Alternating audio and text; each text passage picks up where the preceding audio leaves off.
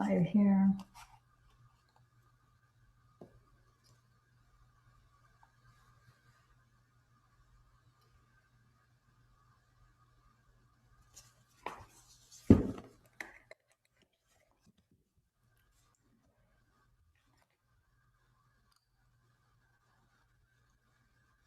Okay.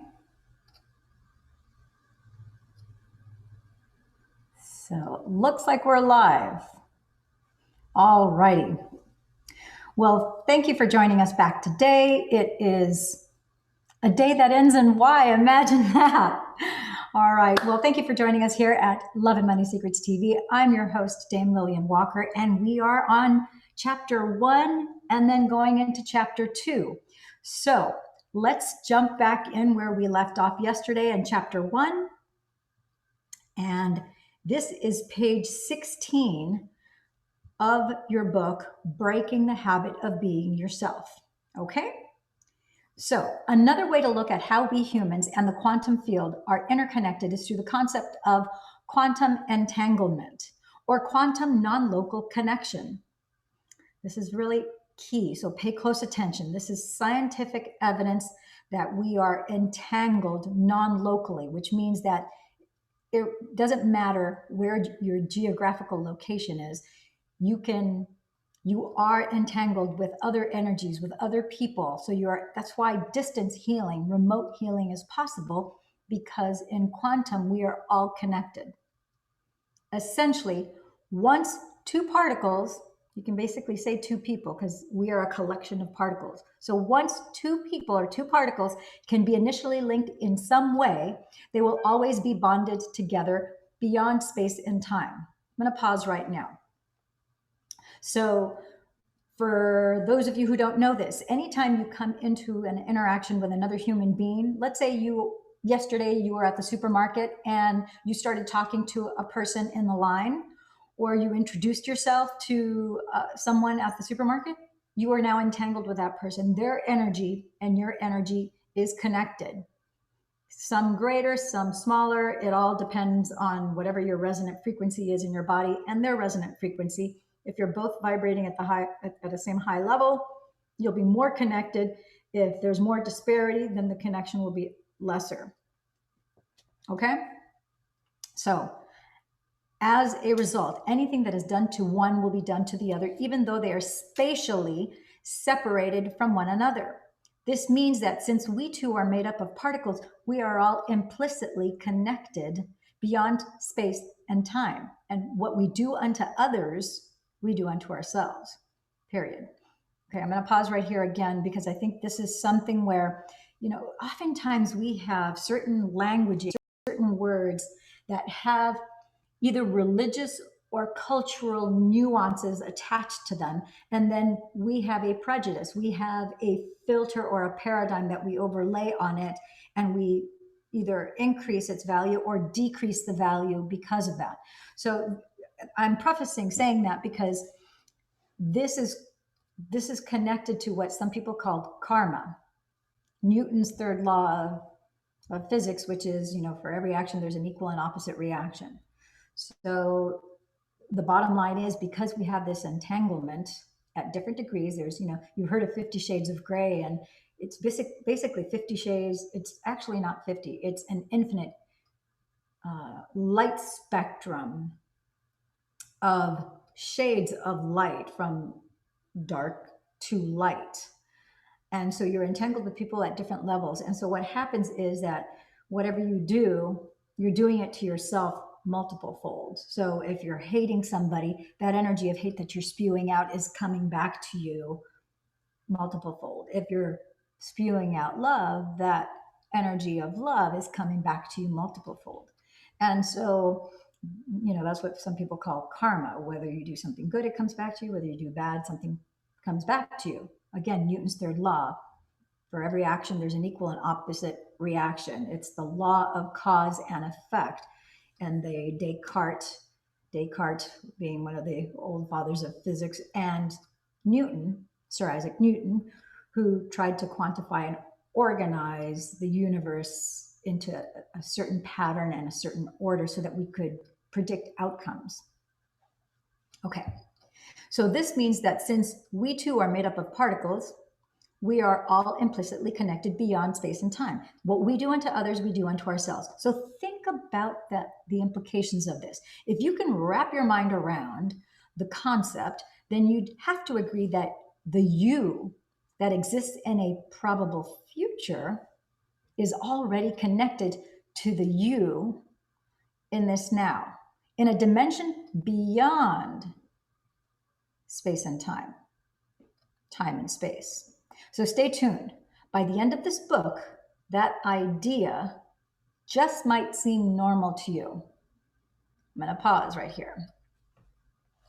Okay, another thing, I don't believe Dr. Joe Dispenza mentioned it in the Becoming Supernatural book, which is the first book that we read, reviewed, and we applied and continue to apply. And this is just a building block. This book is a great second place to go to elaborate and to build further on your knowledge of what you've been practicing, applying, and learning, and approving, and improving.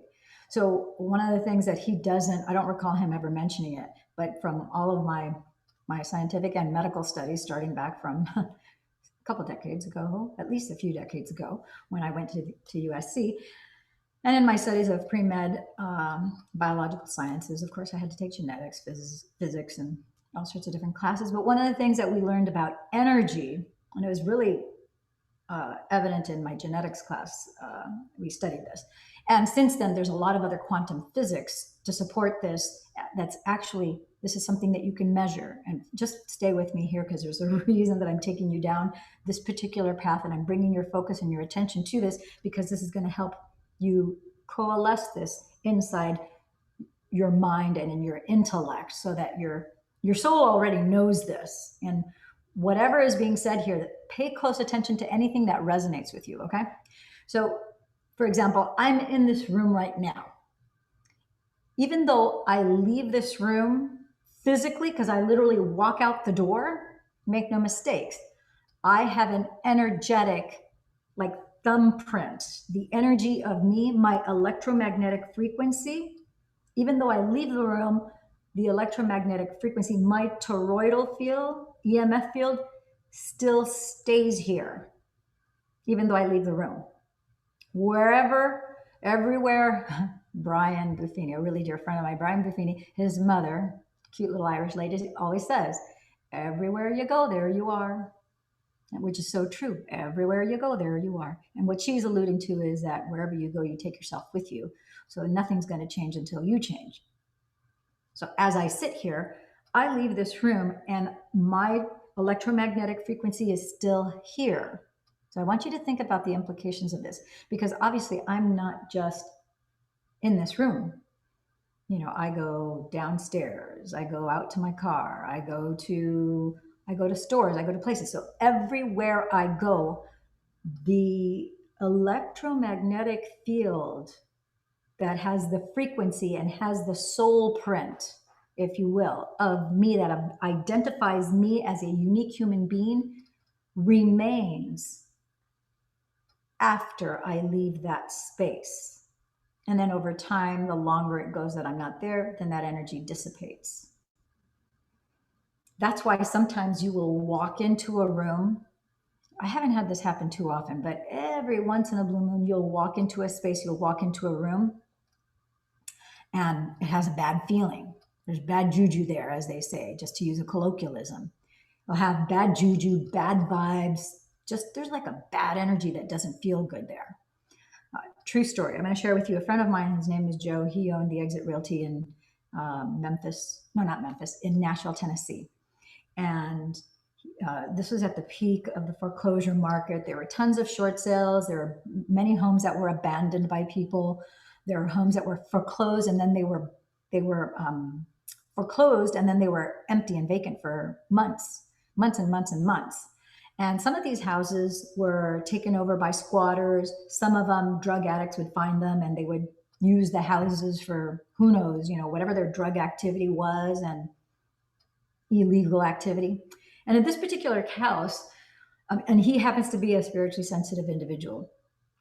So he said that when he got to the house, as he was walking up to the front door, he was starting to get a feeling of uneasiness. Now, two things about Joe I'll tell you. He is a spiritually sensitive and an energetically sensitive individual. And luckily for him, he is also a martial artist. So he has, I can't remember how many black degrees and several martial arts forms. So he can protect himself, but he's also very aware of his entire surroundings. So he has martial arts as a physical, but also as a mental and a spiritual discipline.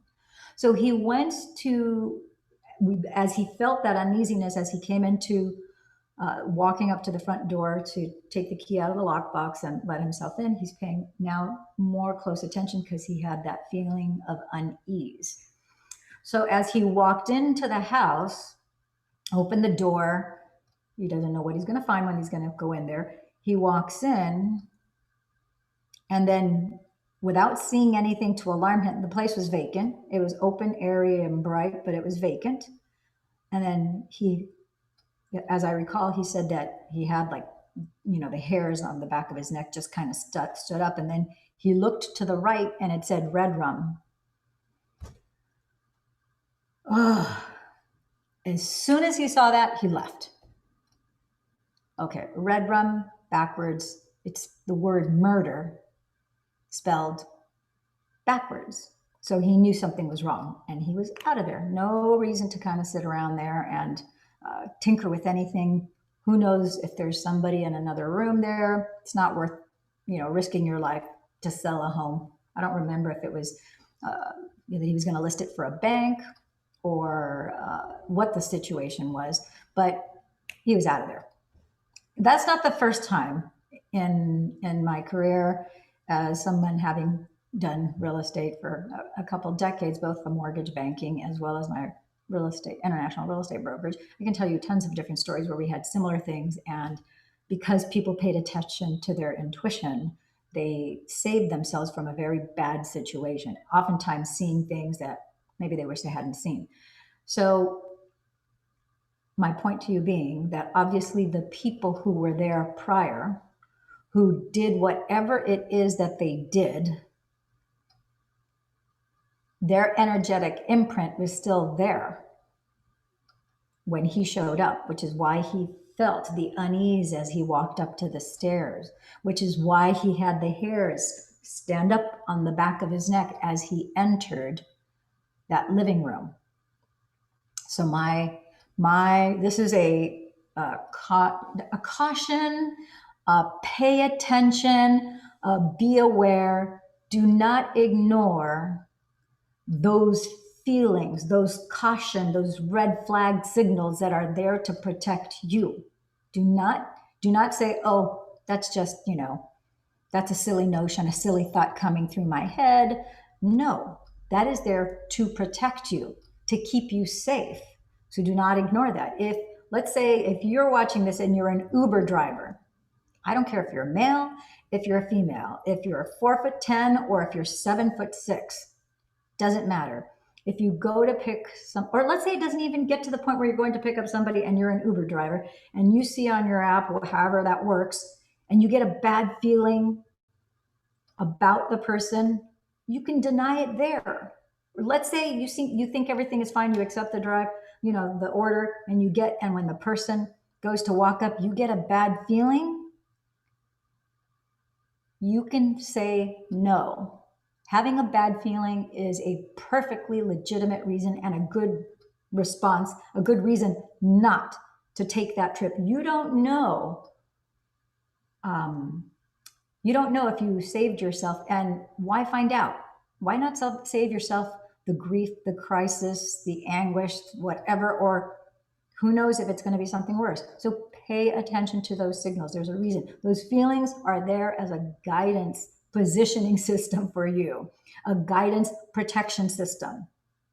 So make no mistakes, there are energetic imprints. That is why there are certain places that feel energetically better to you than other places which don't feel quite as good, because there's obviously been presence of beings that have given that place that not so good vibe or that awesome vibe or that neutral vibe. It's because of the electromagnetic fields of the people that remain there long after they're gone. And over time, those get weaker and weaker and weaker and weaker. And yes, there are places that tend to attract more beings in physical and non-physical form to it. And some, just like I think I mentioned at the beginning of the first chapter, is that groups, businesses, cities, areas, sports teams, it doesn't matter. All of them have a collective overall persona, personality, and energetic vibe about them. And so as you become more aware of these frequencies and pay closer attention, you're going to start to notice things that you didn't notice before. You're going to receive the benefit from that. And if you ignore it, you get the consequence of that. But now you don't have to be subject to that unnecessarily. Okay? So here it's also talking about the you that exists in a probable future is already connected to the you. Okay, so you already understand the concept of having an electromagnetic frequency that is left just by you showing up in a space. When you show up in a space in 5D, you also leave an electromagnetic frequency and a thumbprint, which is how you are able to magnetize that which you want out of 5D into your present reality. Every single time you make a decision, i.e., you chose, you decided at the moment of choice, that means you're exercising your free will. The moment you exercise your free will, you make a choice, you decide. Remember what I said earlier about the word decide.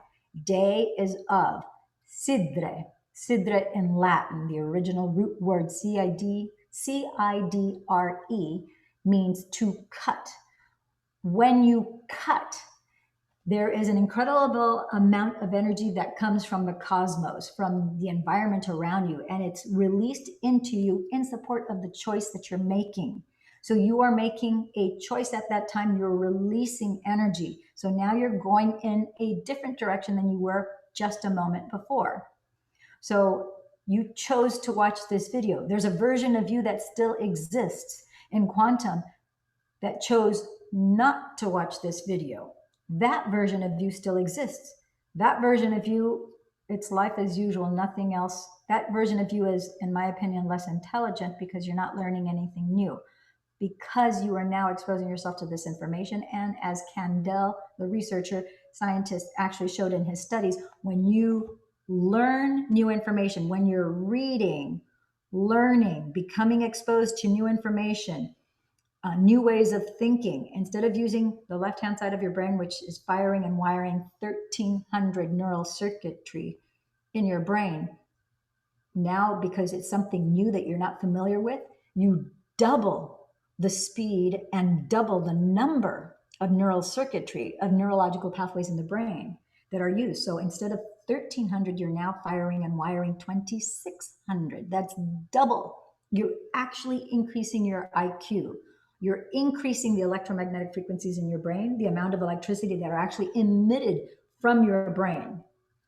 If you have heart about this information and are really putting all of your heart into learning, applying it, reviewing it, making it your own, embracing it, you've got 2,600 neurological pathways of the brain. Your brain right now is lighting up as a Christmas tree as it's receiving this through your eyes, your visual circuitry. This has to do with neurosomatics and how the brain is wired. So your brain is neurosomatically taking in the sensory system of vision, of eyesight, because you're watching this video. Second neurosomatic sensory system is auditory. So you're listening to this video as I speak. And as you become aware of the words that I speak, and you start to notice and realize the deep truth that I'm speaking, there's a place deep down inside of you where the real you resides, where it recognizes this truth, and this begins to resonate with you, and you start to become aware and you understand the truth.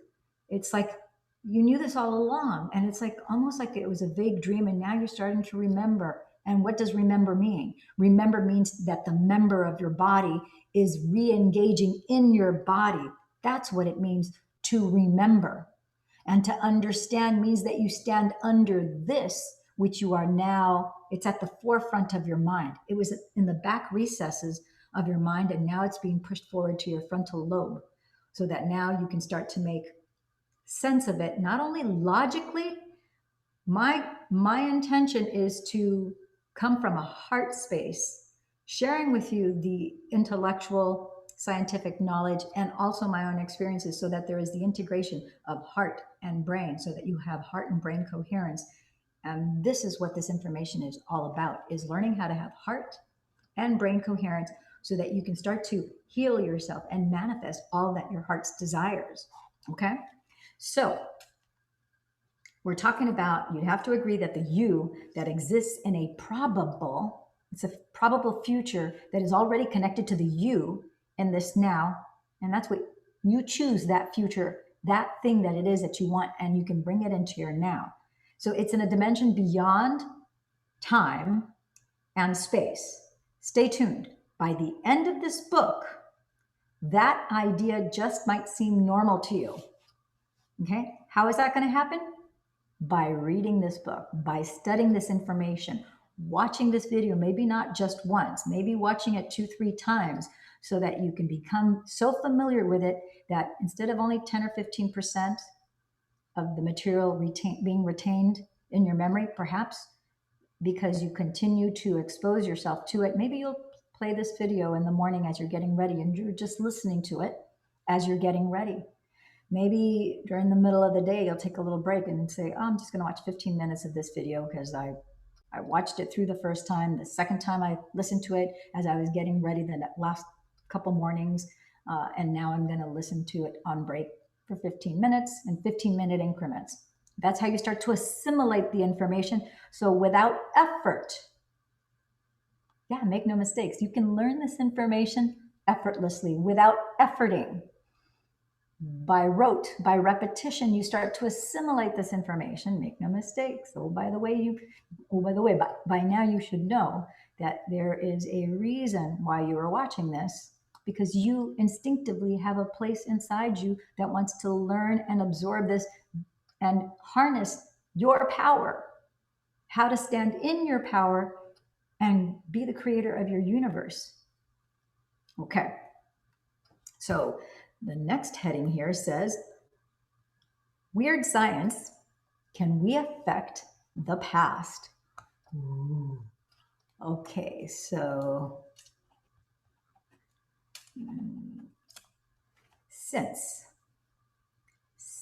we are all interconnected across distance and time, does this suggest that our thoughts and feelings can influence events in our past as well as those we desire in our future? In July 2000, Israeli Dr. Leonard Leibovitch conducted a double-blind, randomized controlled trial involving 3,393 hospital patients, divided into a control group and an intercession group. Period. I got to pause here.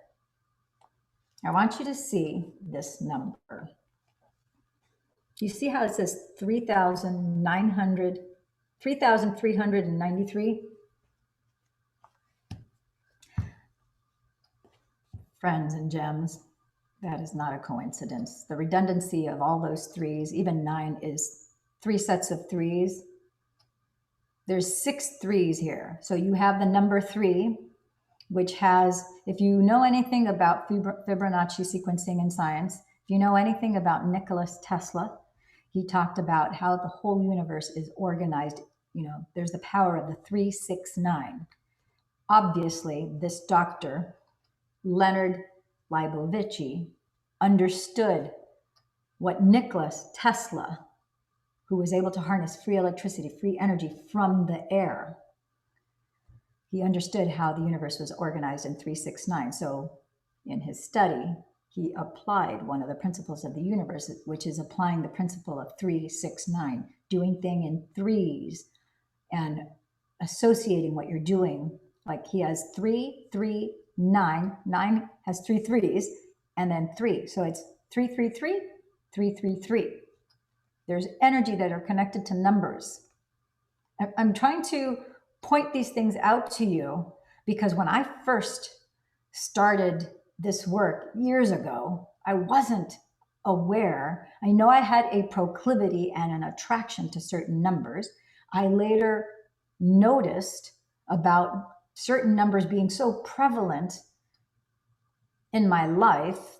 And then I came to understand and know what the significance of those repeating numbers, what they were, and how they're not just coincidences. They're clues that the universe is trying to give you. And the same is true for you in your life. Okay?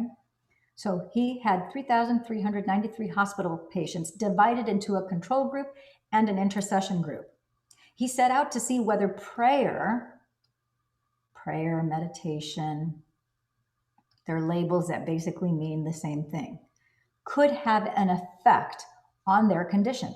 Prayer experiments are great examples of mind affecting matter at a distance. But stay with me here because everything is not always what it seems. Oftentimes, more often than not, things aren't what they seem. Okay, Leibovitch selected patients who had suffered sepsis, an infection, while hospitalized. He randomly designated half the patients to have prayers said for them, while the other half were not prayed for. Oh, it looks like we've got somebody joining us. Haley.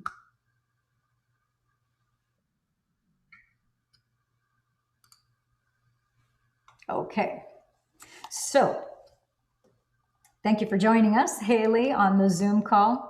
We'll be opening this up for discussion and questions in a little bit. So he had selected patients who had suffered sepsis while hospitalized. He randomly designated half the patients to have prayers said for them, and while the other half were not prayed for. He compared the results in 3 categories: how long the fever lasted, the length of the hospital stay, and how many died as a result of infection. Okay, the prayed for benefit, and I want you to substitute the word pray for as opposed to meditated. So basically, all that means is that they had their focused awareness on those people. That's all it is, okay? So they prayed for benefited from an earlier decrease in fever and shorter hospitalization time. The difference in the number of deaths among the prayed for and not prayed for group was not statistically significant, although better in the pray for group. That's a powerful demonstration of the benefits of prayer and how we can send an intention out into the quantum field through our thoughts and feelings. However, there's one additional element to this story that you should know about. Did it strike you as slightly odd that in July 2000, a hospital would have more than 3,000 cases of infection at once? Was it a very poorly sterilized place, or was there some kind of contagion running rampant? Oh, we got to pause, big time pause. Pause. I should get my meditation bowl, the singing bowl there, and I should go cling. Friends and gems, you got to see the similarity to what went on in this particular study and what's going on globally here, where we have this whole, the C cases that are going around. There's people who are infected, who don't have any, don't come down with the illness, who don't have any symptoms. And then there are the people who actually get ill, who are actually ill to the point where they're hospitalized. So for there to be 3,000 cases of infection all at once in a hospital, that is actually a catastrophe for any hospital. That's incredible. So going back to the book, actually those who were praying weren't praying for patients who were infected in 2000. Pay close attention. They were not praying for patients who were affected in 2000. Instead, unbeknownst to them, they were praying for lists of people who had been in the hospital from 1990 to 1996, 4 to 10 years prior to the experiment. The prayed for patients actually got better during the 1990s from the experiment conducted years later. That's right. So 4 to 10 years prior, these people had the infection and they're benefiting from this experiment that took place years later. So let me say this another way. The patients who were prayed for in 2000 all showed measurable changes in health, but those changes took effect years before. This is tangible evidence. This is sidebar. I'm not reading this part. This is tangible evidence that time and space do not exist. How we can collapse the particle waves. The potential waveforms of energy that turn into particles, and we could reach back in time, and we can, in fact, we could reach back in time and affect the past. We can affect the present. We can affect the future, because when we are in 5D, that energy is not bound. It's not on their radar. Time doesn't exist. It just knows the now. So that's why it affects all states of reality, all dimensions, all parallel, multiple universes, whatever languaging you want to give it. It just is.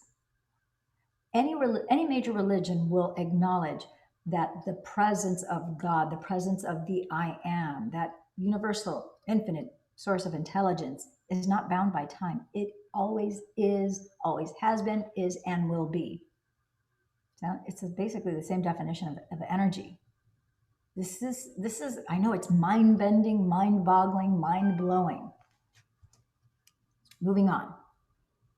So now this leads to the question: if you were to pray or focus on an intention for a better life for yourself, could it affect your past, your present, and future? Imagine, what would you do with that if you were able to clean up the things that you didn't like about your past, the things that were uncomfortable, the things that were traumatic, the things that were painful, the things that were unpleasant, the things that were unbearable? Imagine if you were able to go back, kind of like, it's like having a Hoover or a vacuum cleaner. You're able to suck it all up and delete it. And let's use the word sanitize it. You go back, you sanitize all of it. So now you retain all the wisdom that you've acquired, known and unknown to you at this moment in time. You retain the wisdom, you retain the things, the lessons learned, and you let go of the emotional charge. And now all that negative stuff is not negative. It's something that made you stronger, wiser, and a bigger persona, a larger expression of yourself. What would your life look like now that it's framed in that place? That's what you're able to do with this. That's what this work is all about. Amazing. So the quantum law says that all potentials exist simultaneously. I'll read that again. If you're reading with your books at home, if you have, whether it's a Kindle, HD Kindle Fire, or a good old-fashioned paperback book, highlight this. The quantum law says that all. What does all include? All excludes nothing. It includes everything. So nothing is left out. All potentials exist at the same time, simultaneously. Our thinking and our feelings affect all aspects of life beyond both time and space, and beyond both space and time. Knowing that and learning how to mold the energy so that you can make use of that, so you can take advantage of that, which is your birthright. Applied knowledge is powerful, but applied knowledge is supremely powerful. And that's what this work is all about. This is the journey that you and I have co-created with each other, which is why we are connected through this internet broadcast. So our state of being or state of mind, when mind and body are one. So please note, throughout this book, I will refer interchangeably to you having and creating a state of being or a state of mind. For example, we could say that how you think and how you feel create a state of being.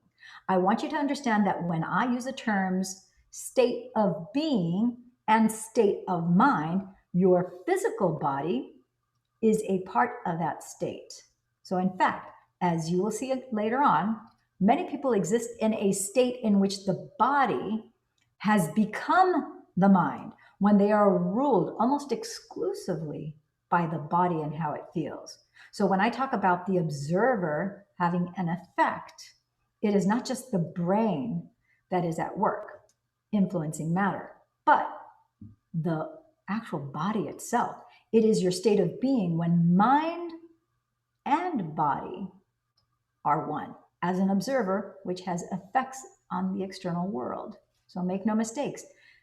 Taking control of your mind and the body.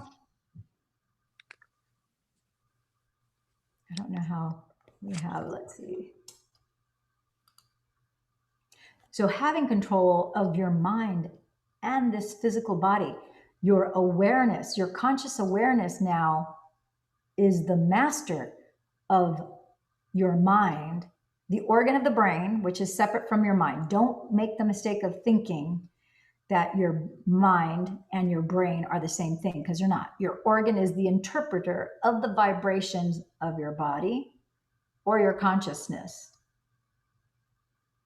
And it can also sense exterior things too, but that's kind of getting a little bit more advanced. You just need to be aware that your focused awareness, your choice to focus, like I am choosing to focus right now, looking into the camera, looking into your eyes. I can feel the energy coming in from the other side, just as you can feel my energy coming into the other side. That is a choice.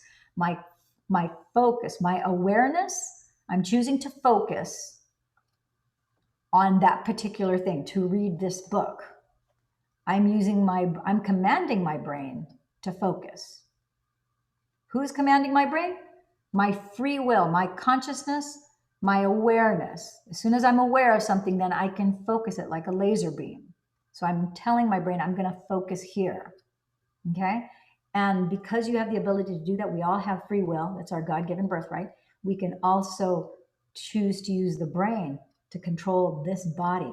By doing that, the exterior environment that's outside of our body, we can control that. We can mold the clay of energy and turn it from potential waveforms, because as we learned in chapter 1 and we learned in the Becoming Supernatural book, everything exists until you observe, until you focus on it. It's potential waveforms of energy. That's what happens at the atomic level. And the moment you start to observe it, then you go from these waveforms that now they start to turn into particles. So at one point you have waveforms and particles, and then they become to all turn into particles. More and more start to turn into particles till boom, now you're able to see it in 3D. So when mind and body are one, as an observer which has effects on the external world. So thoughts plus feelings produce test tube results. We communicate with the quantum field primarily through our thoughts and feelings. So since our thoughts are themselves energy, as you know, the electrical impulses the brain generates can easily be measured by devices such as an EEG, and they are one of the primary means by which we send out signals into the field. So before I go into greater detail on how this works, I want to share with you a remarkable study that demonstrates how our thoughts and feelings influence matter.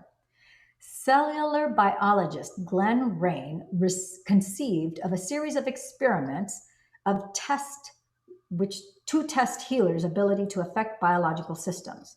I'm going to repeat that again. Cellular biologist Glenn Rain, PhD, conceived of a series of experiments to test healers' ability to affect biological systems. So since DNA is more stable than substances such as cells or bacterial cultures, he decided to have healers hold the test tubes containing the DNA.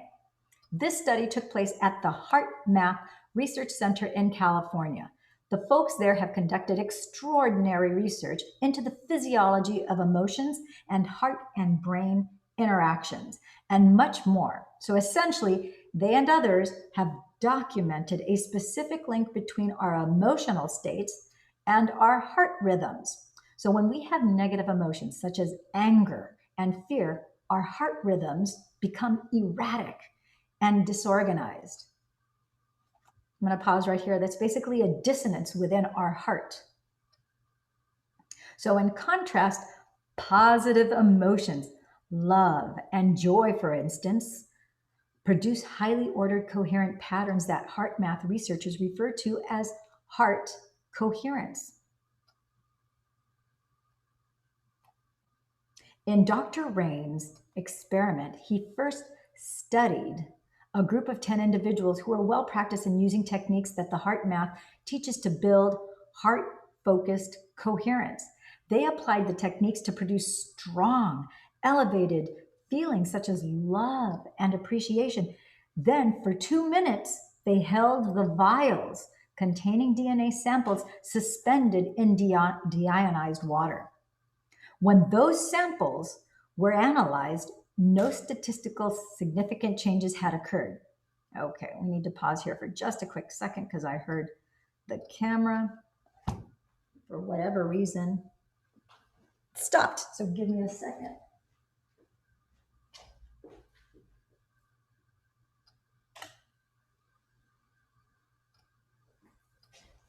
Sorry about that. So I guess the good thing is I was able to get to stretch my legs, which I normally don't get to do during these broadcasts. Okay, so when those samples were analyzed, no statistical significant changes had occurred. However, a second group of trained participants did the same thing, but instead of just creating positive emotions, a feeling of love and appreciation, they simultaneously held an intention, in other words, a thought. And as I mentioned before, if you pay attention to the word intention, attention, and intention, all intention is an inward focus of your attention. That's what intention is. The clue is in the word intention. It's an inside attention. Your inward mind is thinking on purpose of something specifically. That's your intention, okay? So the intention or a thought to either wind or unwind the strands of DNA. This group produced statistically significant changes in the conformation, the shaping of the DNA samples. In some cases, the DNA was wound or unwound as much as 25%. Pause button, get out of town. And you're probably going, no way, just by holding a vial of DNA, just by focusing on winding or unwinding the DNA for 2 minutes, you can alter the DNA 25%. That means you can do it too. That's the whole point of the study. Anybody can do this. All you have to do is focus on it. You can wind or unwind your DNA. If you have pain, if you have a syndrome, if you have diabetes, you have multiple sclerosis, if you have brain damage, if you have a traumatic brain injury, if you have depression, if you have bipolar, blah, blah, blah. It doesn't matter what it is. If you've been traumatized because of physical abuse, emotional abuse, financial abuse, spiritual abuse, if you do 25% 4 times, that's 100%. You're healed. 2, 4, 6, 8. 2, 4, 6, 8. 25 times 4 is 100%. You can do this. This is exciting news. This is exciting evidence. And you don't have to take my word for it. You don't have to believe me. You can do your own Google searches. You can go onto YouTube, check out the Heart Math Institute, check out their research, check out, better yet, before you do that, I encourage you to just go into the YouTube search and do Dr. Joe testimonials and look at the thousands of people who have been healed, who have healed themselves applying these principles, applying the formula. It's a simple formula. The hardest thing is to become disciplined. If you can discipline yourself to brush your teeth every morning, you can become disciplined enough to do this, honestly. Okay? 25%. Speaking of 25%, there's another study. Everything has to do with your changing your chemistry. And there are physical things that you can do that will make significant changes and results in how you feel and how you respond and how you are. So something that I do every morning as part of my morning routine, and then whenever I think of it during the day, I do this also. And something as simple as holding your fists up in the air. This is called the victory pose. You stand up with your legs, down, hip width apart. Your arms are straight out. Just by holding this pose for 2 minutes, this is scientifically proven. I think there's a gal that did a TEDx talk by the name of Amy Cuddy. She talked about the different poses and all the chemistry behind that, how this affects your emotional and psychological and your well-being states. Just holding this pose for 2 minutes increases your testosterone by over 25%, scientifically proven, just by doing this. And you're thinking, well, why would a woman need to increase her testosterone? First of all, men and women, we both have testosterone. Obviously, men have more testosterone than we do. By us doing this too, we get more energy. We have increased willpower by holding this pose. Interestingly enough, also holding your fingers out like this, Dr. Cynthia Sue Larson, she's a physicist. She has multiple degrees, also a degree in divinity and so forth. She wrote Quantum Shifts, Reality Shifters, How to See Auras. She's published many, many, many books, and she's been a guest on my radio show, The Bottom Line Show Live. We talked about 5 different things that you can physically do with your body, one of them being the Wonder Woman pose, the Superman pose, which is what Amy Cuddy talks about, holding the fist in the air and having your legs just hip width apart. Holding your hands out like this also increases willpower. Skipping increases joy and increases endorphins and oxytocin in your body. These are little things that you can do every day that are going to spike your vibe, up your vibe. Okay? Back to the book. A third group of trained subjects held a clear intent to change the DNA, but they were instructed not to enter into a positive emotional state. In other words, they were only using thought, intention to affect matter. The result? No changes to the DNA sample. No changes. The positive emotional state that the first group entered did nothing by itself to the DNA. Nothing. Another group's clearly held intentional thought, unaccompanied by emotion, also had 0 impact. Only when subjects held both heightened emotions and clear objectives in alignment were they able to produce the intended effect. So an intentional thought, I want to repeat that again, an intentional thought, which is a focused awareness and thought, needs an energizer, a catalyst, and that energy is an elevated emotion. Heart and mind working together. So your heart and your mind have to work together. They got to be connected and they got to work together. And mind you, no pun intended, your heart has a far greater electromagnetic frequency and electrical conductivity than your brain does. So it's important that that energy in your heart isn't just locked in your heart because your heart is closed. You want to open that heart center up.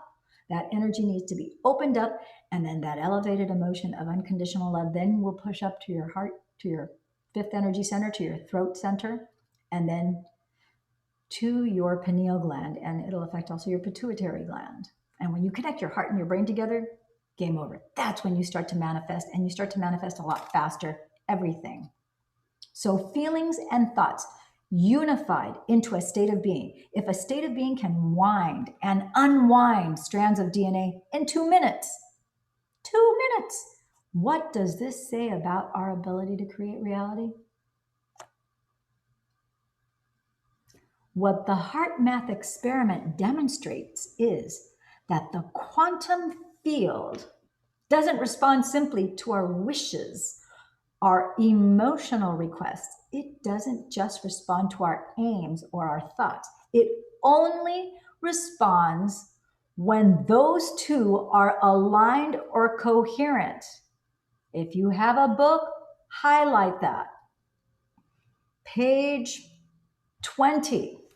That is when they are broadcasting the same signal. When we combine an elevated emotion with an open heart and conscious intention with clear thought, we signal the field to respond in amazing ways. So the quantum field responds not to what we want, it responds to who we are being.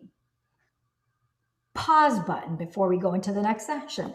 If you are focusing on what you want, subconsciously, your brain is going, she wants that, he wants that. When you are in want, you are recognizing separation from you and the place that you want to be, from you and the condition that you want, the place that you want, the person that you want, the state of being that you want. So you're separate from it. It's showing lack.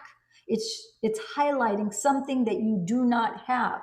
Instead, you need to align yourself with that state of being that you want, that you aspire for, that you desire, and assume the wish is fulfilled, and assume the state of being you would have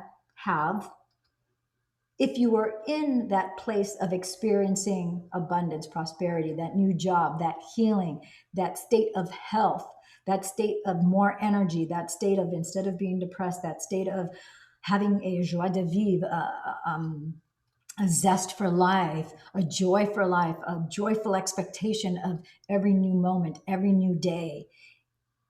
Fake it till you make it. If fake it till you make it doesn't resonate with you, then you pretend, you daydream, you imagine. Every time we go into a movie theater, we co-create with the producer and we make believe that we are in that realm of whatever that movie is, which is why oftentimes, by the way, make no mistakes, every time you go into a movie theater, you are consciously aware that whatever you're seeing is fake. We all know that. It's a movie.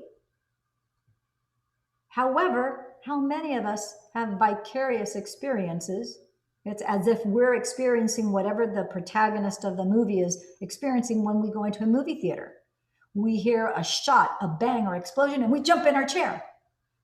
The explosion was not in our environment.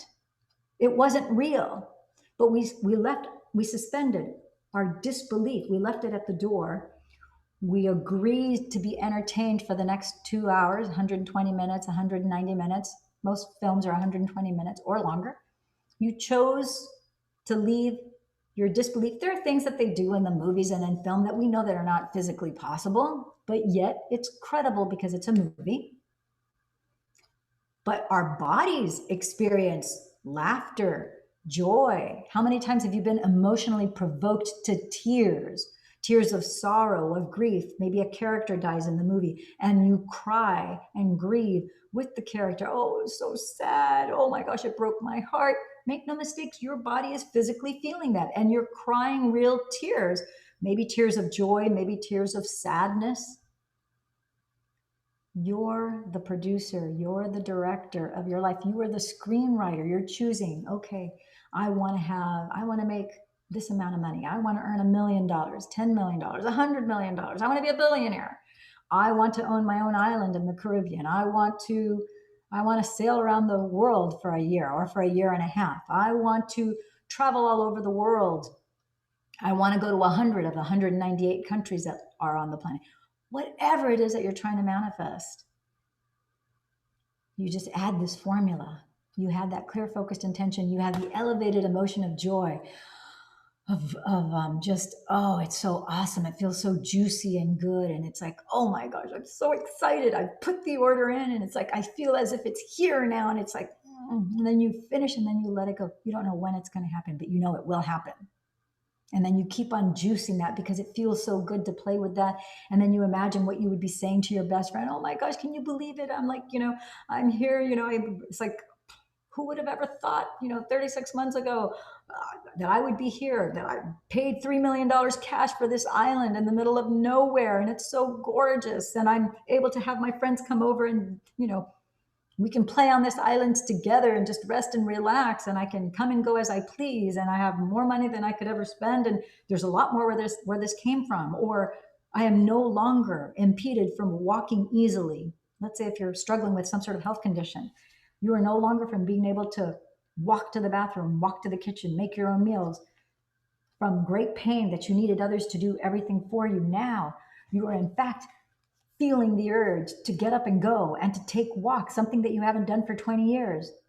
Make no mistake, there are people that I've worked with that I've actually guided through some of these processes, some of them where all I did was the neuro health reset, and they're able to walk without pain, and they're inspired. Now they're walking all the time, and they hadn't been able to do that in 20 years. So this is well within your reach. It's more than well within your reach. I get so excited about this stuff because it's so empowering. You have no idea. And I want that for you. So on to the next section. Thoughts and feelings broadcasting our electromagnetic signal into the quantum field. Since every potential in the universe is a wave of probability that has an electromagnetic field and is energetic in nature, it makes sense that our thoughts and feelings are no exception. I find it a useful model to think of thoughts as an electrical charge in the quantum field and feelings as the magnetic charge in the field. So I want you to think about this in your mind's eye right now. Think of thoughts as an electrical charge. Here's a visual. Think of it as an electrical charge when you think. And your elevated emotion of joy, of gratitude, of appreciation, as it's like a magnet. It's magnetizing that energy. The thoughts we think send an electrical signal out into the quantum field in 5D, the realm of, you can't see it with your natural eyes. The feelings we generate magnetically draw events back to us. Together, how we think and how we feel produces a state of being, which generates an electromagnetic signature. Talking about the electromagnetic frequency, your toroidal field, the torus. So it generates magnetically, draw events back to us, and together how we think and how we feel produces a state of being which generates an electromagnetic signature that influences every atom in our world. This should prompt us to ask, what am I broadcasting, consciously or unconsciously, on a daily basis? Think about it. Think about that. What kind of feeling are you broadcasting out there? Are you broadcasting fear, worry, and doubt? Or the twins, hurry and worry? Are you always hurrying and scurrying everywhere because you're worried you're going to fall short with not enough time, not enough gas, not enough energy, not enough.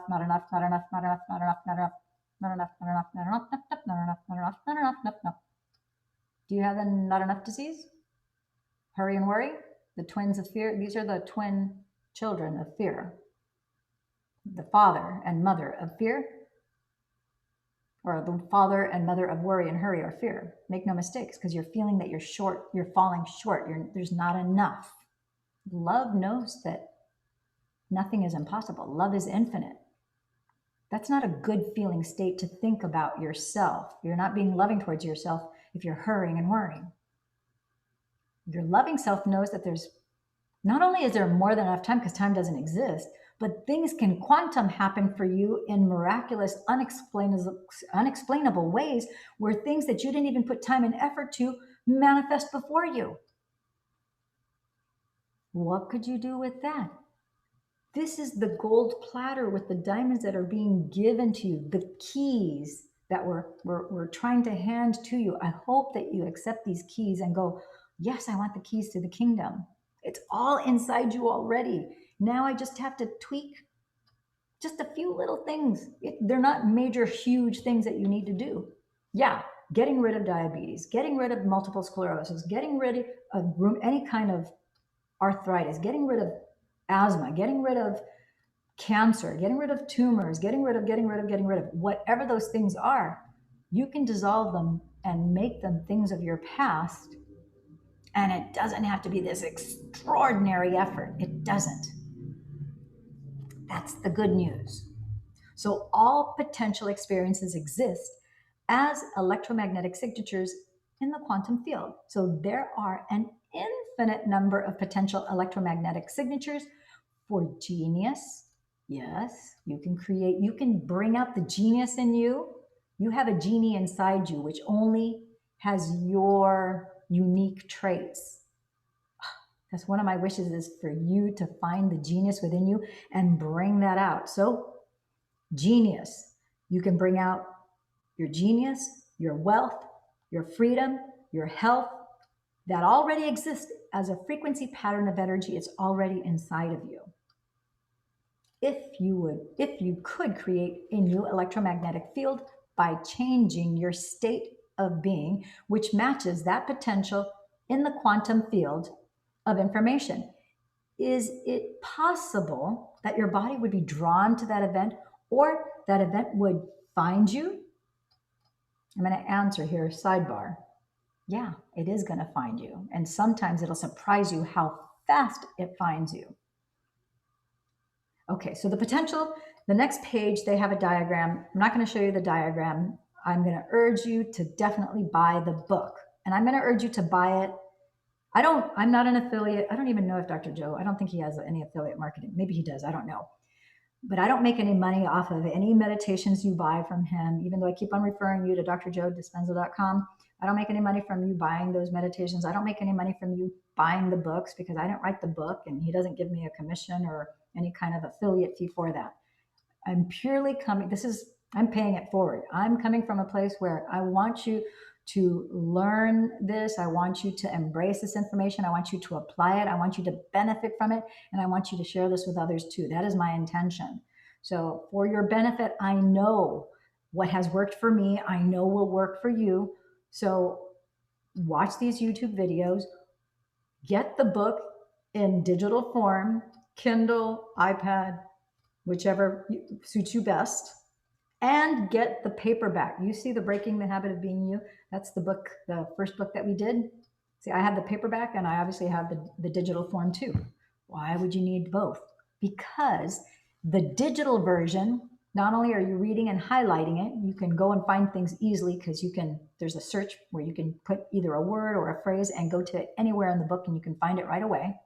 And there's the audio feature, so that, for example, Figure 1E. All potential experiences exist in the quantum field as a sea of infinite possibilities. When you change your electromagnetic signature to match one that already exists. Okay, so while you're getting ready in the morning, you could also listen to the audio version in the Kindle book. You could either do that, or you could listen to the version on this YouTube video and listen to this so that you start to assimilate it, learn it, make it your own. Okay, why do you need the paperback? I'm appealing to the way your brain is wired. By your using the paperback, by your eyes dancing off the pages and feeling the paper from the book, by your taking your highlighter and highlighting whatever it is that you need to highlight to know the action of your eyes, seeing the words, feeling it. You're filing that information, both conscious and subconsciously. So that's why I'm telling you to do that. It's a tactile, kinesthetic experience. By your listening to the book, that's a third neurosomatic auditory response system that you're putting into place to fire and wire, to file and to retrieve that information so that you recall. Make no mistakes, you have a perfect memory. Everybody has a perfect memory. Your subconscious and your conscious mind, it's like us videotaping 24/7 nonstop. It takes 100% of the information in. Now, to recall that information, some people are better than others with recall, but everybody has a perfect memory. Everybody. And this has been proven when we put people under hypnosis and you put them in a hypnotic state, we can retrieve memories that oftentimes they forgot. And they're like, oh my gosh, I forgot about that. And other things, it's like, you know what? I kind of have a vague recollection of that. I didn't have a crisp, clear memory of that. But in hypnosis, they had a crisp, clear memory of it. That shows you that the memory is intact. Emotionally, they may have suppressed that memory for reasons to probably protect them. But in hypnosis, we can pull it out like that. So what I'm telling you here, what I'm sharing with you here is so that you get the optimal results in the shortest. My goal is to shorten the time frames, collapse the time that it takes you to receive results in all of this work. Okay? So when we combine an elevated emotion with an open heart and a conscious intention with a clear thought, we signal the field to respond in amazing ways. The quantum field responds not to what we want, it responds to who we are being. Thoughts and feelings broadcast our electromagnetic signal to the quantum field. Since every potential in the universe is a wave of probability that has an electromagnetic field and is energetic in nature, it makes sense that our thoughts and feelings are no exception. I find it a useful model to think of thoughts as the electrical charge in the quantum field and feelings as the magnetic charge in the field. The thoughts we think send an electrical signal out into the field. The feelings we generate magnetically draw events back to us. Together, how we think and how we feel produces a state of being, which generates an electromagnetic signature that influences every atom in our world. This should prompt us to ask, what am I broadcasting, consciously or unconsciously, on a daily basis? All potential experiences exist as electromagnetic signatures in the quantum field. There are an infinite number of potential electromagnetic signatures for genius, for wealth, for freedom, for health that already exist as a frequency pattern of energy. If you could create a new electromagnetic field by changing your state of being, which matches that potential in the quantum field of information, is it possible that your body would be drawn to that event, or that event would find you? Figure 1E. If you have the book, look it up. All potential experiences exist in the quantum field as a sea of infinite possibilities. When you change your electromagnetic signature to match the one that already exists in the field, your body will be drawn to that event. You will move into a new line of time, or the event will find you in your new reality. Yes, friends and gems, to experience change, observe a new outcome with a new mind. Quite simply, our routine, known thoughts and feelings perpetuate the same state of being, which creates the same behaviors and creates the same reality. So if we want to change some aspect of our reality, we have to think, feel, and act in new ways. We have to be different in terms of our responses to experiences. We have to become someone else. We have to create a new state of mind. We need to observe a new outcome with that new mind. From a quantum standpoint, we have to create a different state of being as an observer and generate a new electromagnetic field and signature. When we do, we match a potential reality in the field that exists only as an electromagnetic potential. Once that match exists between who we are being and what we are broadcasting and the electromagnetic potential in the field, we will be pulled toward that potential reality, or it will find us. That's what the law of attraction is telling us. You attract things into your experience. You attract experiences. You attract states of being. You attract people. You attract all sorts of things. So I know that it's frustrating when life seems to produce an endless succession of minor variations on the same negative outcomes. But as long as you stay the same person, as long as your electromagnetic signature remains the same, you can't expect a new outcome.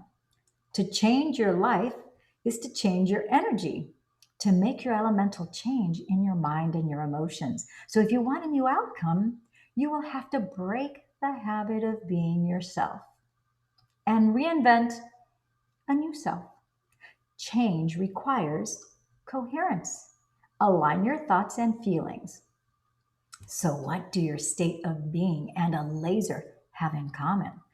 I'll make this connection to illustrate another thing you need to know if you want to change your life. A laser is an example of a very coherent signal. When physicists talk about a coherent signal, they are referring to a signal made up of waves that are in phase. Their troughs, the low points, and crests, the high points on a graph, are parallel.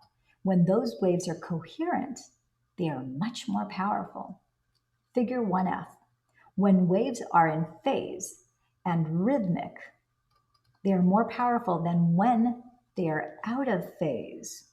Waves in a signal are either aligned or unaligned, coherent or incoherent. The same goes for your thoughts and feelings. How many times have you tried to create something, thinking in your mind that the end result was possible, but feeling in your heart that it wasn't? What was the result of that incoherent, out of phase signal that you were sending? Why is it that nothing manifested? As you just saw with the heart math study, quantum creating only works when your thoughts and your feelings are aligned. Just as the waves in a signal are much more powerful when they are coherent, the same is true of your thoughts and your feelings when they're aligned. So when you hold a clear, focused thoughts about your purpose, accompanied by your passionate emotional engagement, you broadcast a stronger electromagnetic signal that pulls you toward a potential reality that matches what you want. So I frequently talk to my workshop audiences about my grandmother, a woman I adored. She was old school Italian, as steeped in Catholic guilt as she was in the tradition of making tomato gravy to spoon on pasta. She prayed constantly for things and deliberately thought about a new life. But the guilt that had been instilled in her throughout her upbringing confused the signal she was sending. Pause. How many of you have been confusing your signal, really wanting something passionately, but doubting or feeling guilty? Oh, if I'm the only one of my friends or the only one in my family that ends up making a lot of money, maybe they won't like me, and maybe feeling guilt. Maybe you're starting to make headway and you're starting to out earn all of your peers, and maybe they aren't able to relate as you. And maybe there's some jealousy and envy, and you're kind of feeling guilty because you figured it out, at least to get to that level. That's only going to pull you back, I'm afraid to say, but it's true. And that's what was happening here. And that's what Dr. Joe is trying to share with you, so that you recognize what are those patterns of behavior that are not serving you, that are not good for you, that are not loving towards yourself. Your true self, your true heart wouldn't do that. It's because you're allowing fear, and you're allowing your ego, and you're allowing the default programming of your brain to rule over you instead of your conscious awareness being the master. But it's okay, no worries. You're on the right path now, because now you're going to get things straight. You're not going to miss the mark anymore. So if your intentions and desires haven't produced consistent results, you've probably been sending an incoherent, mixed message into the field. You may want wealth, and you may think wealthy thoughts. But if you feel poor, You're not going to attract financial abundance to yourself. Why not? Because thoughts are the language of the brain, and feelings are the language of the body. If you have a book, ladies and gentlemen, friends and gems, highlight that in your book. Page number 24. Go to page 24. Thoughts are the language of the brain. Thoughts are the language of the brain. Feelings are the language of the body. You're thinking one way and feeling another way. That's called fighting against yourself. You're fighting with yourself. And when the mind is in opposition to the body, the field won't respond in any consistent way. Pause. Big time red flag. That's what causes the lack of ease in your body, which over a consistent period of time, as you continue to behave in that way, where the thoughts and feelings aren't coherent and you're fighting yourself, eventually you get disease in whatever the weakest organ or the weakest system of your body is. And that will manifest as whatever kind of illness, syndrome, lack of well-being. Okay? Instead, when the mind and body are working together, when our thoughts and feelings are aligned, when we are in a new state of being, when we are sending a coherent signal on the airwaves of the invisible, why quantum outcomes should come as a surprise. So now let's fill in another piece of the puzzle. You might want to even hold your arms together up in the air for at least 2 minutes at a time during multiple times during this broadcast. So you increase your testosterone level, you increase your willpower to do this work, to self-master yourself, to create better outcomes for yourself. Notice I'm doing the hands wide open too, because that also increases willpower. Yes, yes, yes. Now let's fill in another piece of the puzzle. To change our reality, those outcomes that we attract to ourselves have to surprise, even astonish us in the way in which they come about. We should never be able to predict how our new creations will manifest. So we should never be able to predict how our new creations will manifest. When you're putting these things that you are trying to create in 5D, that you are choosing to create in 5D, you never figure out the how. That is up to the quantum, the 5D, that is up to the great I am, the potential waveforms of energy that infinite source intelligence knows the fastest, easiest, most streamlined way to deliver that to you. So you focus on the end result, okay? So they must catch us off guard. They have to wake us up from the dream of the routine reality that we've grown accustomed to. These manifestations should leave us with no doubt that our consciousness made contact with the quantum field of intelligence. The quantum field of intelligence, QFOI, quantum field of intelligence, okay? So we are inspired to do this again. Now, I'm going to tell you from my own personal experience, the first few times that you do this, you apply the formula and you see the results where it works, you question if it would have happened anyway, because the brain does tricky, funny things to us. It likes to fool us all the time. But after you keep on deliberately doing this, and instead of an unwanted situation coming up and you moaning and groaning about it, you hit the pause button, you decide to slow down your heart rate, slow down your breath, slow down those brain waves, and start to meditate, start to get into the theta state, so that now you can create, you can collapse those potential waveforms of energy, start to turn them into particles, put the order in of what you want, feel the elevated emotion of joy because you know you've got this. Oh my gosh, yes, yes, yes. And then you have gratitude. You have that awesome attitude of gratitude, and you're in so much appreciation because, oh my gosh, yes, you created it in quantum. You're feeling it in the 5D quantum. And when you know you've got it, you let it go. And then you're like, you're still in gratitude and and appreciation when you come out of it, because you're like, oh, I got the order in. That's it. I sent the order in. It's like sending an email to the universe and going, this is what I want. This is what I'm having. I have it. Oh my gosh. It's no different than you putting an order with Amazon and now you paid for it. How did you pay for it? Elevated emotion. You have focused awareness, elevated emotion, and then you don't have an attachment. You let it go.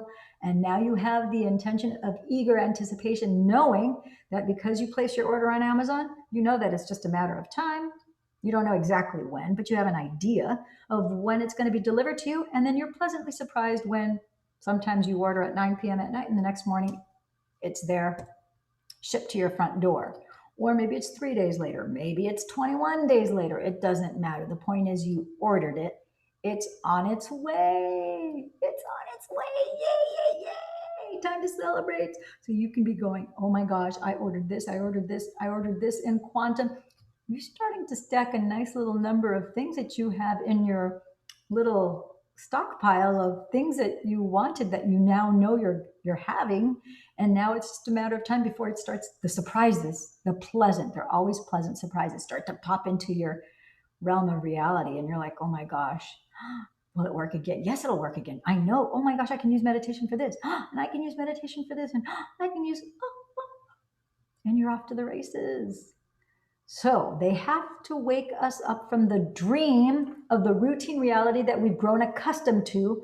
And these manifestations should leave us with no doubt. And our consciousness these manifestations should leave us no doubt that our consciousness made contact with the quantum in 5D, in the quantum field of intelligence. So we are inspired to do this again. That is the joy of the creative process. It's almost like you're a magician. But if you're uncomfortable with being the magician, just think of it as you're tapping into the quantum Amazon cloud and you're saying, I want this, I want this, I want this, and this is what I want. So this is what I'm having. So in 5D, you have it. So now it's being queued up and now it's going to come into your experience. So just make believe you're putting in orders to Amazon. So why should you want a quantum surprise? If you can predict an event, it is nothing. It's nothing new. It's routine. It's automatic. And you have experienced it many times before. If you can predict it, you produced the same familiar outcome. In fact, if you're trying to control how an outcome will occur, you just went Newtonian. Newtonian classical physics was about trying to anticipate and predict events. It was all about cause and effect. So what does going Newtonian mean when you applied to your ability to create? It's when the external environment is controlling your internal environment of thinking and feeling. That's cause and effect.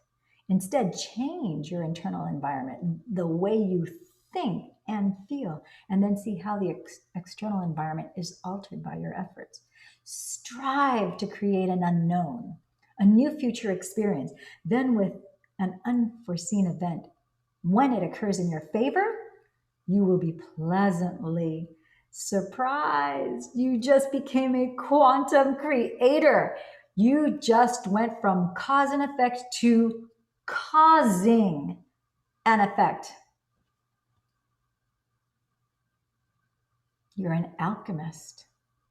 You're a magician. You're a divine mystic creator, quantum creator. So hold a clear intention of what you want, but leave the how details to the unpredictable quantum field. Let it orchestrate an event in your life in a way that is just right for you. Pause button. I want you guys to jot down. If you're watching this video in replay, I want you to hit the pause button. I want you to take your journal, take a composition notebook, and I want you to write down what it is that you are going to create in quantum. Write down what the end result of what it is that you want. Do you want a new car? Do you want a new house? Do you want a new job? Do you just want somebody to take you out to dinner? Do you want to manifest a free Starbucks? Do you want to manifest French fries? I've manifested all of those things. I even manifested double Starbucks, not because I couldn't afford it, but it's fun when you manifest free French fries, free Starbucks, not one, but two of them. You know, it's fun. You're dancing now with quantum. You really are. You're dancing with quantum. You're having fun. Things you can try to manifest beautiful flowers, perfume. It doesn't matter. Pick something. If you're a golfer, manifest personalized golf balls. I don't know. Make up whatever it is that you want. It doesn't matter. Manifest a book. Manifest a trip. There was a lady who actually, her and her mother both wanted to go to Hawaii. They both wanted to go to Hawaii, but they couldn't afford it. And they really, really, really wanted to go to Hawaii. This actually happened like a couple decades ago. And the daughter had never earned more than minimum wage. Her mother earned just a smidge over minimum wage. So there's no way they could ever afford plane tickets, let alone a hotel and a whole trip to Hawaii. And so her and her mother had come across this work, and they both decided, you know what? Let's play with this energy and let's see if this actually is true. Let's see if we can manifest a trip to Hawaii. They both wanted to go with each other to Hawaii. So every night before they went to bed, they played with this idea in their mind, and they started to hold the crystal clear vision of themselves in Hawaii. I believe the daughter felt as if she felt the spray of the ocean as she stood at the beach, the spray of the warm, Hawaiian beach water, like hitting the sprinkles on her face and the wind blowing her hair. And she felt herself sitting in the lobby of a Hawaiian hotel, and the sand, the way her toes would sink into the warm sand. And so her mother and her were doing this every night for 2 weeks. And she was walking on the sidewalk, not even thinking about this, just going on her daily walk, getting some fresh air, when she actually found an envelope on the floor. She picked up the envelope, and there was $2,100 in cash. And there was a note, and it said, if you found this, you are the lucky recipient of these $2,100. Have a great time.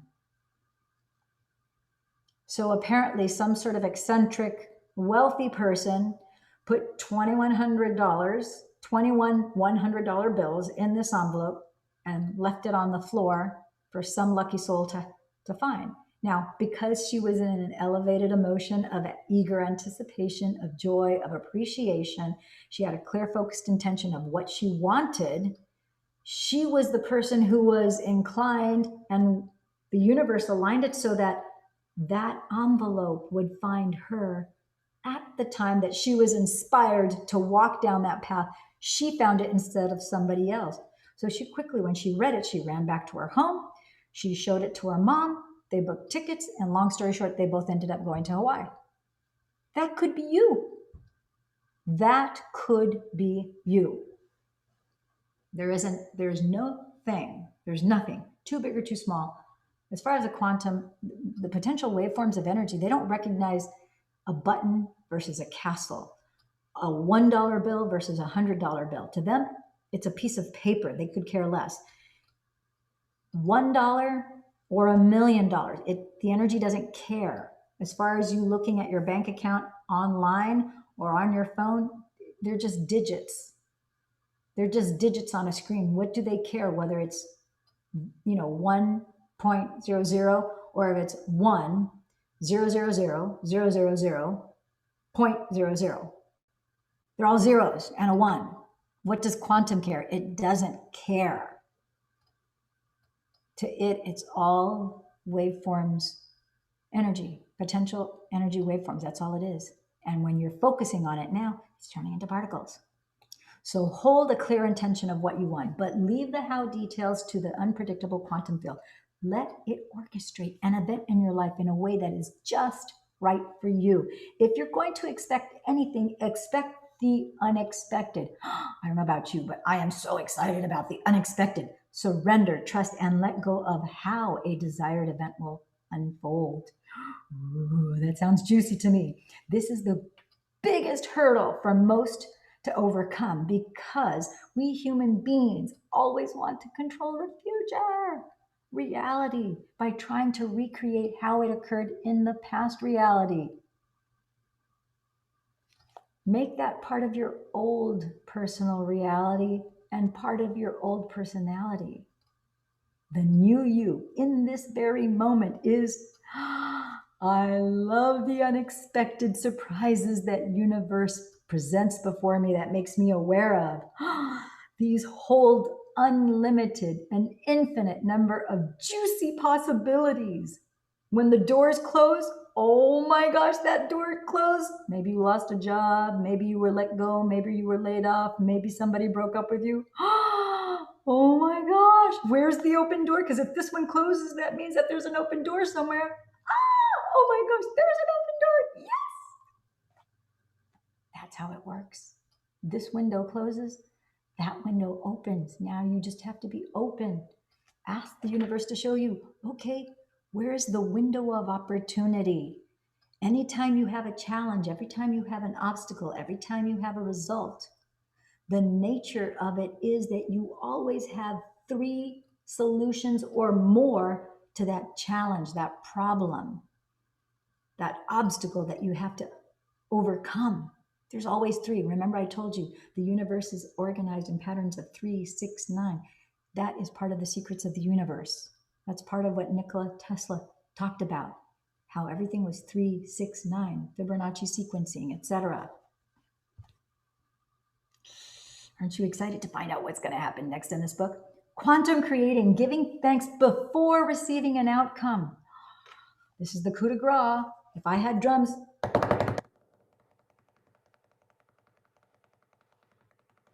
we would do a drum roll. We did a finger drum roll. I've just talked about aligning our thoughts and feelings to produce the result we want, yet in the process, letting go of the details surrounding how that event will come about. That's a leap of faith, and it's necessary if we are to exchange a life of humdrum, predictable outcomes for a joyful life of new experiences and quantum surprises. Boy, I can say that for a fact. That is true, true, true, true. But we'll need to make yet another leap of faith to bring what we want into reality. Under what circumstances are you typically grateful for something? Again, under what circumstances are you typically grateful? You may answer, I'm grateful for my family, the nice home I have, my friends, my job. What those things have in common is that they're already in your life. Generally, we're grateful for something that already happened or is already present in our lives. You and I have been conditioned into believing that we need a reason for joy, a motivation to feel gratitude, grounds to be in a state of love. That's relying on external reality to make us feel different internally. It's Newtonian's or Newton's model. The new model of reality challenges us as quantum creators. My friends and gems, that's what I should call you guys, quantum creators. Woohoo! To change something within us, in mind and our body, in our thoughts and feelings become before we can experience the physical evidence with our senses. So again, if you have a book, highlight this. You're going to highlight this section right here that says, the new model of reality changes us as quantum creators to change something within us in mind and body, in our thoughts and our feelings, before we can experience the physical evidence with our senses. Can you give thanks and feel the elevated emotions associated with a desired event before it occurs? Before you get that new house, before you get that car and you can hold the wheel, before you have that special love in your life, before you go on that vacation, before you take that trip around the world, before you sit in that gorgeous new boat, before you have that new wardrobe of Prada and Dolce & Gabbana and Eva Varro and Tory Burch clothes, shoes, Calvin Klein and MK shoes, handbags, and so forth. Can you imagine that reality so completely that you begin to be in that future life now? Can you? What if? In terms of quantum creating, can you give thanks for something that exists as a potential in quantum field but has not happened in your reality? If so, you are moving from cause and effect, waiting for something outside of you to make a change inside of you, to causing an effect, changing something inside of you first, to cause an effect outside of you. When you are in a state of gratitude, you transmit a signal into the field that an event has already occurred. Gratitude is more than an intellectual thought process. You have to feel as though whatever it is that you want is in your reality at this very moment. Thus, your body, which only understands feelings, must be convinced that it has the emotional quotient of the future experience happening to you now. This is what I call brain hacking. You are hacking your brain. You're making your brain feel and think that what it is that you created in 5D is you've already experienced it. Because you have that elevated emotion of unconditional love, of joy, of bliss, of you're being ecstatic, of being exuberant. You are like, oh my gosh. And then you're like, thank you, thank you, thank you. Oh my gosh, I appreciate you, infinite source intelligence. Thank you, thank you, thank you. Oh my gosh, this is so wonderful. I got this. This is how it's done. Oh my gosh, I'm a quantum creator. Oh my gosh, yes, yes, yes, I did it, I did it, I did it. Thank you, thank you, thank you. Then you let it go. You're like, oh, I got the order in. Now I get to be surprised with a very pleasant, very cool, very amazing outcome. I just don't know when. I don't know when, I don't know how, I don't know where, but I know that my intuitive senses, I know that because I am connected to the one now, that I am going to be prompted at just the right time to be, do, have whatever I need to do in order to experience that outcome. And it will come as a surprise to you somewhere, somehow. So you have to feel as though whatever you want is in your reality at this very moment. Thus, your body, which only understands feelings. Highlight that in your book. Your body, which only understands feelings. Your body does not go based on thoughts. You use your brain to give commands with thoughts, but your brain only understands feelings. Remember, thoughts are the language of the brain and feelings are the language of the body. Your body must be convinced that it has the emotional quotient of the future experience happening to you now. So the universal intelligence and the quantum field. I hope by now you agree on some basic underlying concepts of the quantum model that all physical reality is primarily energy existing in a vast web that is interconnected across space and time. That web, the quantum field, holds all possibilities which we can collapse into reality through our thoughts, through consciousness. So observation, feelings, and a state of being. Remember the state of being. Victory, you could be in gratitude. Yes, yes, yes, I did it, I did it. I got this, I got this, I got this. But is reality nothing but indifferent electromagnetic forces acting on and in response to one another? Is the animating spirit within us simply a function of biology and randomness? I've had conversations with people who hold this view. Ultimately, the discussion leads to a dialogue that goes something like this. Where does the intelligence that keeps our heart beating come from? That's a part of the autonomic nervous system. That's a part of the autonomic nervous system. So where is that system located? The brain. The brain's limbic system is part of the autonomic nervous system. So, and within the brain, are there specific tissues that are responsible for keeping the heart beating? The answer would be yes. What are those tissues made up of? The answer would be cells. And what are those cells made up of? The answer would be molecules. What are those molecules made up of? The answer would be atoms. And what are those atoms made up of? The answer would be subatomic particles. And what are those subatomic particles primarily composed of? The answer would be energy.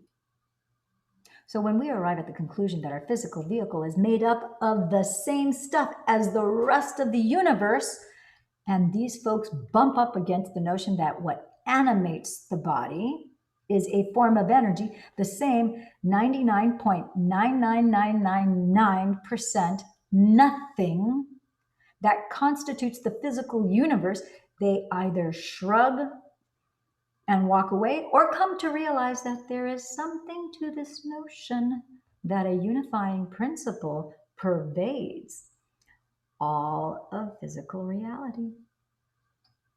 Isn't it ironic then that we keep all of our attention on the 0.00001% of reality that is physical?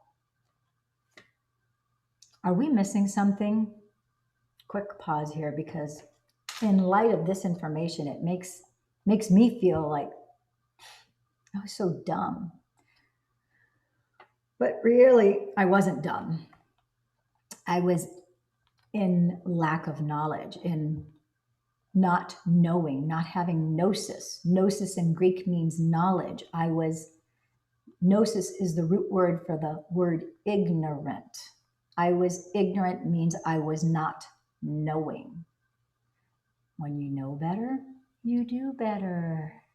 Now that you know better, you can do better, and you can completely do a 180. You can radically change your life. You can be from being completely coy, shy, inhibited, broke, unhealthy, to being outgoing, charismatic, happy, healthy, wealthy, powerful, strong, charming, and a quantum creator. The choice is yours. Now that you know, there isn't anything you can't do. So if this nothing consists of energy waves that carry information, and this force organizes our physical structures and their functioning, then it certainly makes sense to refer to the quantum field as an invisible intelligence. And since this energy is at the basis of all physical reality, that intelligence I've just described to you has organized itself into matter, which are the particles, the energy waveforms. By your observing it, they start to turn into particles, and they come together with other particles that you've created, and more particles. 2 particles become 4, become 8, before they go to 16, and they start to double, double, double, double. So think of the preceding conversation as a kind of template for how this intelligence has constructed reality. The quantum field is invisible potential energy that is able to organize itself from energy to subatomic particles to atoms to molecules, and it's on up the line to everything. From a physiological perspective, it organizes molecules into cells, into tissues, into organs, into systems, and finally into the body as a whole. Put another way, this potential energy lowers itself as a frequency of wave patterns until it appears solid. It is the universal intelligence that gives life to that field and everything in it, including you and me. This power is the same universal mind that animates every aspect of the material universe. Make no mistakes.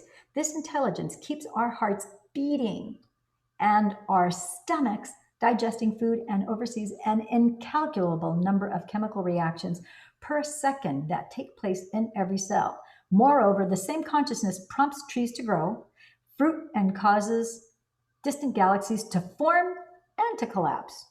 Pause button here. Your body is a protein producing, chemical producing organism. Your body creates up to 140,000 different chemicals, proteins, and all sorts of other chemicals that influence the 23,688 DNA that you have in your body to fire and wire, to upregulate and to downregulate. It calculates of the 140,000 potential chemicals that it can form and proteins. It knows what combination. It is that intelligent. It knows what combination of information to either create a disease.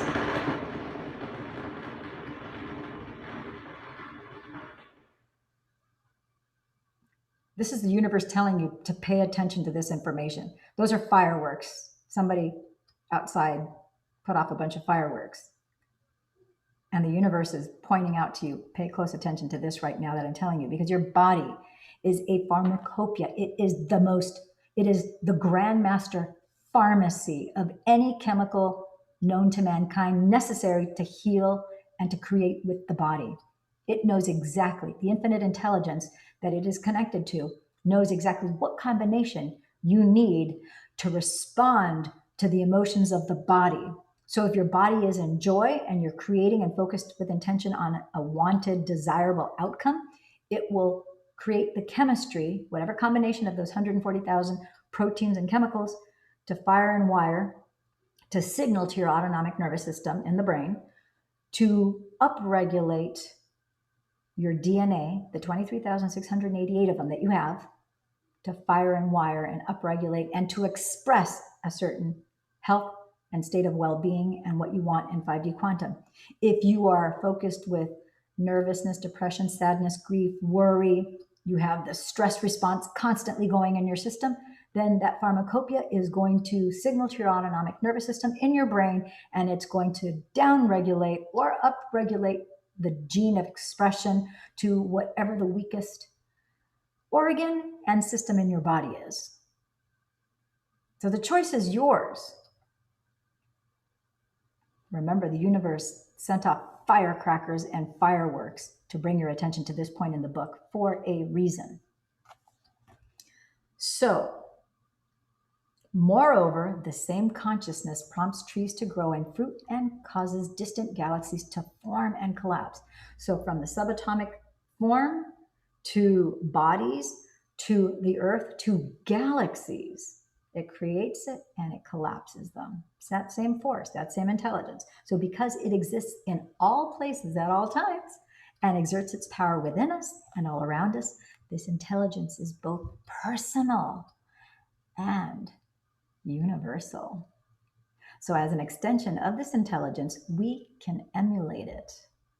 That means that you can emulate it. That means that I can emulate it. We can emulate, we can imitate, we can be like it. So understand that this universal intelligence possesses the same awareness that makes us individuals, consciousness or mindfulness. Through this power is universal. So though this power, so you don't have to be perfect to do this.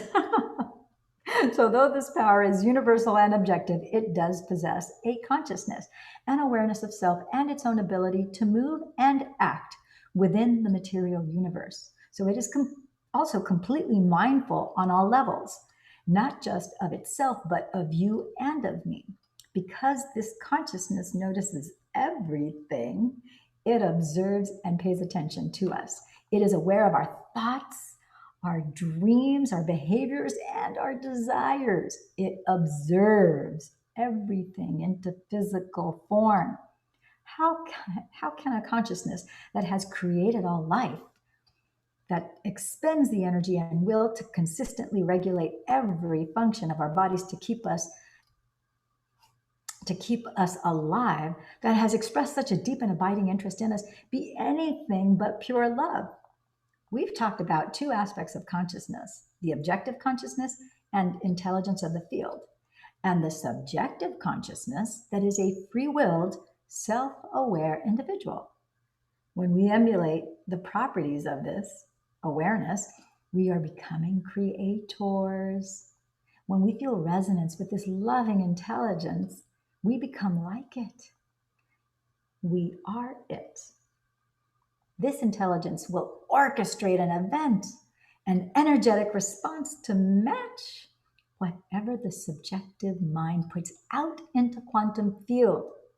When our will matches its will, when our minds match its mind, when our love for life matches its love for life, we are enacting this universal consciousness.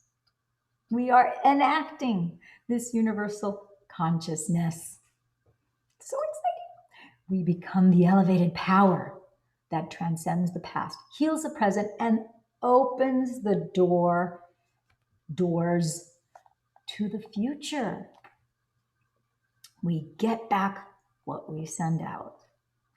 Love, love, love. I bless this home with love. Love, love, love. So you want to send out love so more love comes back to you. So here's how this orchestration of events works in our lives. If we have experienced suffering, and within our minds and bodies, we hold that suffering and express it through our thoughts and our feelings, we broadcast that energetic signature into the field. The universal intelligence responds by sending into our lives another event that will reproduce the same intellectual and emotional response. Pause. So if you're mad and you're mad because things haven't been working, or mad because you've always had to work hard, or mad and frustrated because your job isn't where you want it to be, or because you had a sucky childhood, or a bad relationship with your father, or a bad relationship with your mother, or a bad relationship with both, or you had neither and you had foster parents and they were both sucky parents,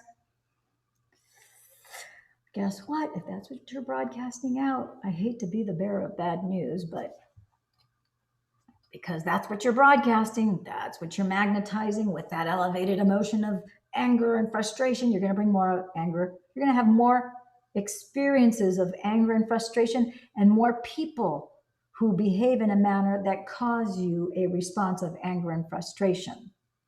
But if you can go more with the flow, hit the pause button, and instead of getting mad, worried, sad, angry, freaked out, you can go, oh, nope, I'm going to hit the pause button. I'm going to slow down my heart rate, slow down my breath, slow down my brain waves.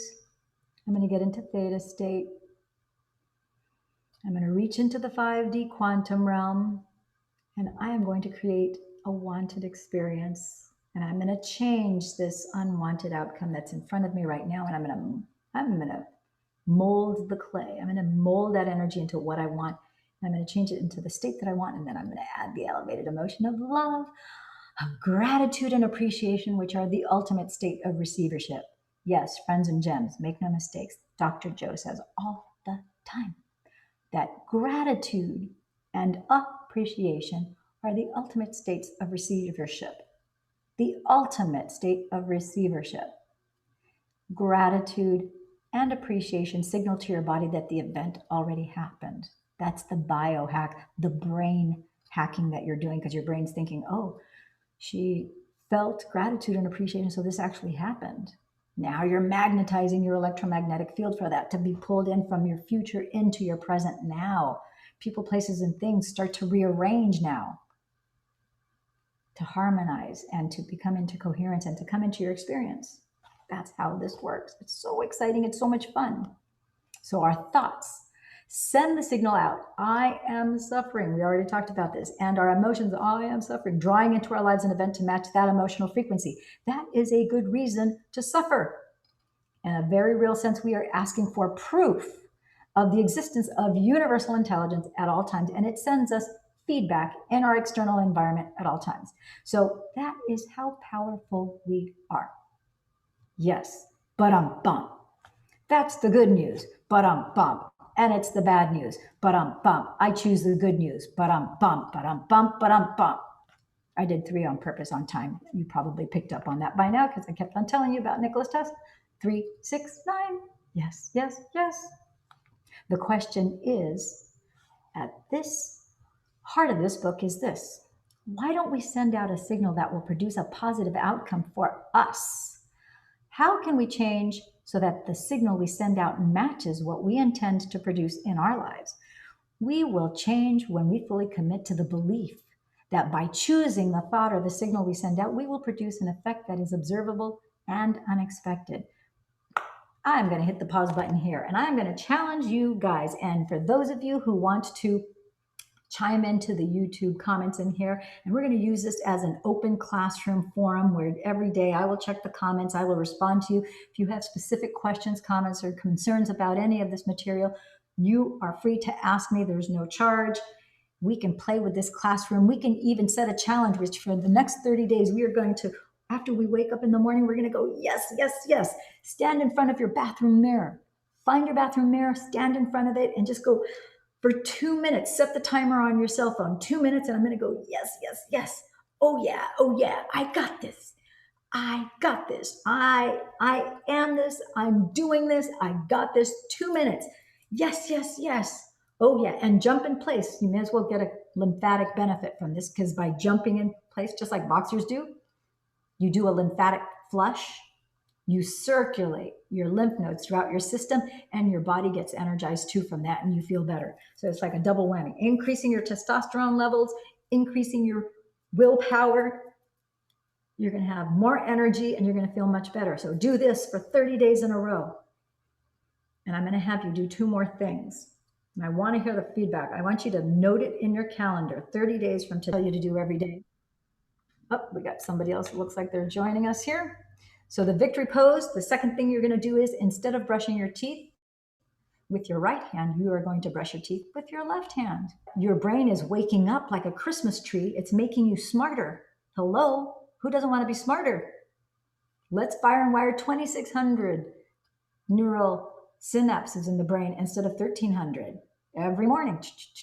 Let's just try for 30 days. And then the third thing I'm going to have you do is make your bed after you get out of bed in the morning. Why? There's something called the Zygarnik effect, which tells our brain subconsciously has the Zygarnik effect. It's always in place. When you do an activity and you don't complete it, your brain has an open loop